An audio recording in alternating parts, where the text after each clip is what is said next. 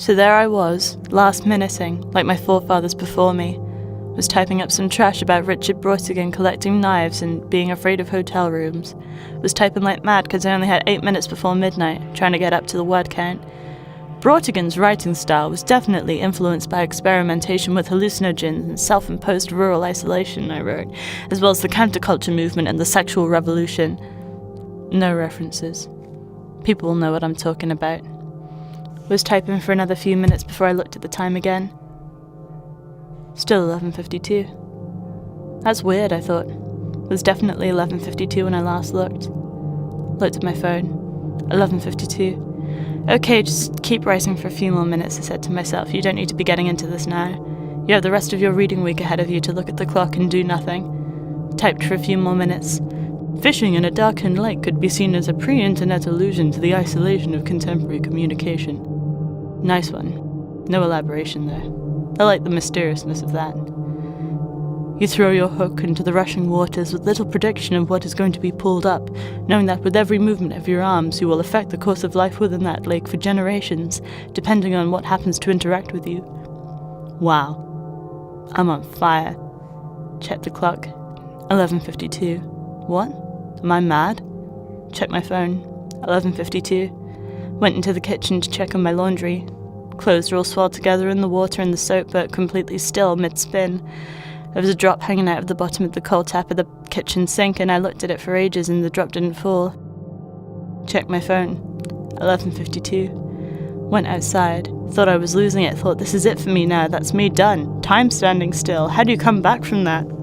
It's not like buying a toe ring or something where everyone looks at you weird and then you eventually come to your senses and throw it away. If one evening you're hanging out and time freezes, there's no way you can bring that up and then talk about politics with someone the next day.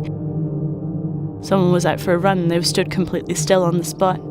I was freaking out by now. Full-on bomb defusal, red or blue wire, the president's in danger, there's a terrorist on the tube, freaking out. Then I looked down the street, traffic lights were stuck on amber. I was just standing there thinking about what that meant for pedestrians. Then I heard a front door open, and then close again. Heard footsteps. Saw a guy standing in front of me. Couldn't say anything. Do you know what's going on? He asked me. Shook my head. You got any cigarettes? He asked me. I nodded. He ended up being a pretty solid guy. We just sat in his back garden for ages, talking about stuff, trying to make sense of it all. Actually, he did most of the talking. I just ended up trying to not come across like a total nutcase. But it was really nice. I could just sit and listen to him talk, and for once no one was asking me to comment critically or give nuanced support or cite a French post-structuralist in the Chicago style. Looked at his watch and saw the time. Still 11:52. Felt as light as a marshmallow, like my essay was a billion light years away.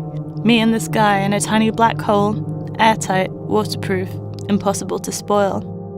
He asked me if I had anything to say, and I remembered thinking of a great way to sum up all these feelings and not seem weird. I opened my mouth and took a breath, and then spoke. D, D, D, D, D, D, D. What? Hey, where are you? 3:53. Oh my god. 3:53. Oh my god. 20 pages of D's.